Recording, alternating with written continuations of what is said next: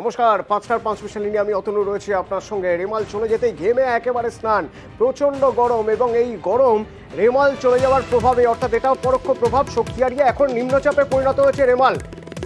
রেমাল চলে যেতেই ঘেমে স্নান, কিন্তু এরই মাঝে আরও একটি গুরুত্বপূর্ণ খবর। দক্ষিণবঙ্গের এই ফের অস্বস্তিকর গরমের মধ্যেই অত্যন্ত গুরুত্বপূর্ণ খবর হলো ভোটের সপ্তম দফাতেও বৃষ্টি। শুধু তাই নয়, যেদিন কাউন্টিং হবে, ভোট গণনার দিন 4 তারিখ, সেদিনও বৃষ্টি হবে। দক্ষিণবঙ্গে বৃষ্টির পূর্বাভাস দিচ্ছে হাওয়া অফিস। আমার সঙ্গে সরাসরি রয়েছেন প্রতিনিধি ইরনের সঙ্গে একবার কথা বলবো। ইরন, ফ্যাক্টর কি? কোন ফ্যাক্টরে ভোটের সপ্তম দফাতেও বৃষ্টি হবে? কোন ফ্যাক্টরে বৃষ্টি হবে 4 জুন অর্থাৎ কাউন্টিং এর দিন?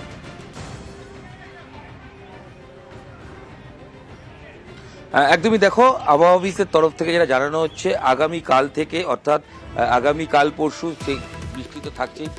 আমি পিসিআরকে বলবো, আমি আমার কথা শুনতে পাচ্ছি, অতদিন প্লিজ আমার কথাটা কানে। ধন্যবাদ। যেটা দেখো, আবহাওয়া অফিস থেকে যেটা জানানো হচ্ছে সেটা হচ্ছে যে আগামী জুন মাসের 1, 2, 3, 4 অর্থাৎ 1 তারিখ যেমন ভোট রয়েছে, পাশাপাশি 4 তারিখ গণনা রয়েছে। এই দুটো দিনই কিন্তু বৃষ্টি হচ্ছে, এবং মাঝারি বৃষ্টি, কোথাও ভারী বৃষ্টি হবে, এবং ঝোড়ো হাওয়া থাকবে, এবং হাওয়ার গতিবেগ প্রায় 30, 40, 50 কিলোমিটার বেগে হাওয়া বইবে। এবং যে ঘূর্ণিঝড় চলে যাওয়ার পর তার আফটার এফেক্ট সেটা যেমন রয়েছে, তার প্রভাবেই মূলত বৃষ্টি। কিন্তু এইগুলোই কোনোটাই প্রাক বর্ষার বৃষ্টি। বর্ষা আসতে আরো কয়েকদিন সময় লাগবে। আগামীকাল সম্ভবত যে বর্ষার অনুকূল পরিবেশ সেটা কেরালার দিকে তৈরি হচ্ছে। আমরা জানি যে কেরালায় প্রথমে বর্ষা আসে, তারপর পশ্চিমবঙ্গে আসে। পশ্চিমবঙ্গে আসার ক্ষেত্রে 31 তারিখ একটা ডেডলাইন রয়েছে। তবে যেটা জানা যাচ্ছে যে 10 তারিখের মধ্যে সব ঠিকঠাক চললে পশ্চিমবঙ্গে বর্ষা চলে আসবে। যে গরমের যে অস্বস্তি সেটা হয়তো আর দিন কয়েকের মধ্যেই মিটে যেতে পারে। তবে তার মধ্যেও দক্ষিণবঙ্গের জেলাগুলোতে কিন্তু বৃষ্টি রয়েছে। শুধু দক্ষিণবঙ্গ নয়, আগামীকাল থেকে শুরু করে 3 দিন উত্তরবঙ্গের জেলাগুলোতে কিন্তু ভারী বৃষ্টি রয়েছে। বিশেষ করে জলপাইগুড়ি, আলিপুরদুয়ার এই জায়গাগুলোতে কিন্তু ভারী থেকে অতি ভারী বৃষ্টি হবে। এখন কিন্তু বিশেষ করে সতর্কতাও কিন্তু দেওয়া হয়েছে এই আবহাওয়া দপ্তরের তরফ থেকে।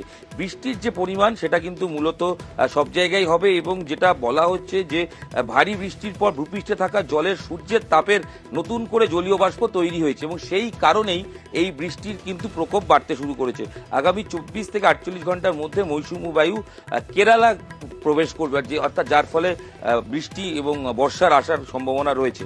তো সব মিলিয়ে সপ্তম দফা অর্থাৎ আগামী 1 তারিখ, সেদিন ভোটের দিন বৃষ্টি রয়েছে। যদিও দুশ্চিন্তার কারণ নেই, কারণ যে খুব ভারী বৃষ্টি হবে তা নয়। বিভিন্ন জায়গায় যেখানে ভোট রয়েছে, আমরা জানি কলকাতা আছে, উত্তর 24 পরগনা, দক্ষিণ 24 পরগনা, সব জায়গায় বিক্ষিপ্ত বৃষ্টি রয়েছে, ঝোড়ো হাওয়াও থাকবে। তবে দুশ্চিন্তার কোনো কারণ নেই, ভোট গণনার দিনও বৃষ্টির পূর্বাভাস রয়েছে, সেদিনও বৃষ্টি হবে। তবে ধন্যবাদ ইরন। সুতরাং ভোটের সপ্তম দফাতেও বৃষ্টি হবে।